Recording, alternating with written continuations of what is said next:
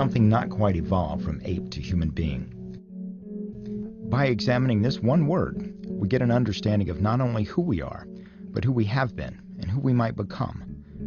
For this two-syllable word and its evolution reveals much about American society. There is some risk in attempting to isolate the idea of contemporary culture and comparing and contrasting it to early American culture.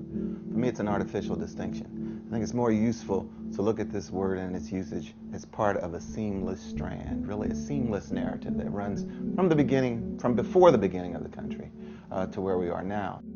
In 1619, settlers in Jamestown were already using the word to describe the enslaved blacks. You will find that British redcoats, and this is well documented, used the N-word when they taunted the Revolutionary Army, because the idea was, you're so weak, you have to use niggers to bolster your troops. By the turn of the century, blacks had been freed from slavery for almost 50 years, but were second-class citizens in the North and lived in harsh segregation in the South. Lynchings were common.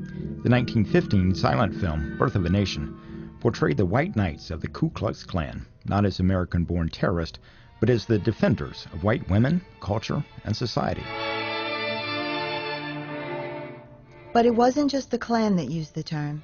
The N-word permeated almost every aspect of pop culture and daily life, as if it had arisen from the national groundwater. And then when you look at the best-selling songs of the 1920s and 30s, the equivalent of the Billboard's Hot 100, we might say, today, we're looking at songs that not only use nigger throughout the lyrics, but have nigger in the title. At the same time, I like to say you could stand in your kitchen during this period and you could do a slow 360 turn, and everywhere you turn, your eyes would land on the word nigger. From your stove polish to the trade names for your fruits and vegetables, to the penny bank that your child has, to the board games that your child plays with, to the card games that the adults play in the parlor next to the piano with the nigger songster sitting on it. The nation loved to romanticize the moonlight and magnolias idea of the antebellum South, with Margaret Mitchell's Pulitzer Prize-winning novel, Gone with the Wind, also becoming the most popular film in the nation's history. The book used the N-word repeatedly. But while Rhett was allowed to use profanity to tell Scarlett what he didn't give, frankly, my dear, I don't give a damn. The Hays office censored the word itself from the script. But the nation was convulsing. The Supreme Court's striking down of school segregation in 1954, the slaying of Emmett Till in Mississippi in 1955, the Montgomery bus boycott later that same year, and the bombing of the Birmingham church in 1963. Were part of the massive change and social upheaval of the civil rights movement. In 1967, the reigning heavyweight boxing champion of the world, Muhammad Ali, refused to serve in the war in Vietnam. His reasoning set off a national firestorm. And shoot them for what? They never called me nigger. They never lynched me. They never put no dogs on me. They never robbed me of my nationality, raped and killed my mother and father. Well, I'm going to shoot them for what? The hopes and dreams of this movement led to a brash new message. Black was beautiful, baby, and you could say it loud. I'm black and I'm proud. You could see this new sensibility in the blaxploitation films of the early 1970s. Black anti-heroes began to embrace a bold new identity, not by disavowing the N-word, but by claiming it as their own. It's the American dream, nigga. But blaxploitation flicks appeal mainly to black audiences. It took Richard Pryor, a skinny comedian from Peoria, Illinois, to shoot to crossover success with a ribald routine that emphasized the use of profanity, especially the N-word. Spade! Honky honky! Nigger! Dead honky! By the time Ronald Reagan was elected, Pryor had disavowed use of the term. But a new generation was taking the reins of pop culture. Everything was new, raw, and angry. The most visceral film of the late 1980s was Spike Lee's Do the Right Thing, anchored by its profane, racist rant montage.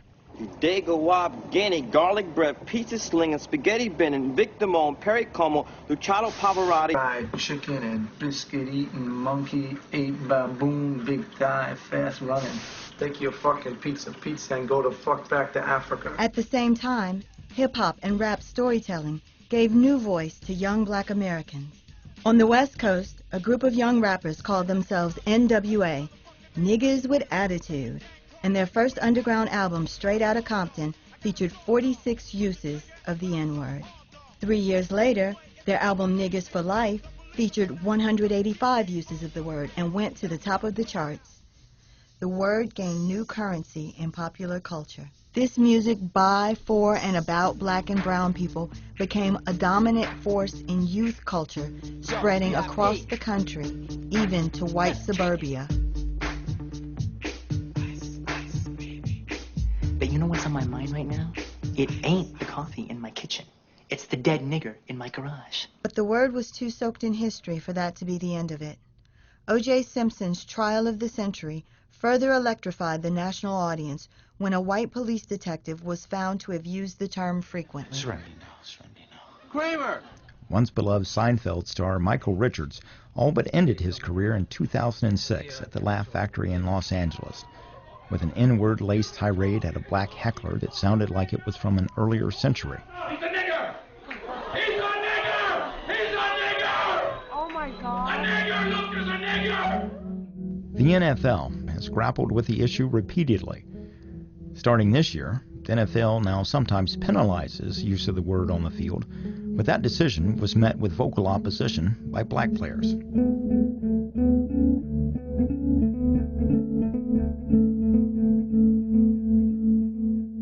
And so here we are.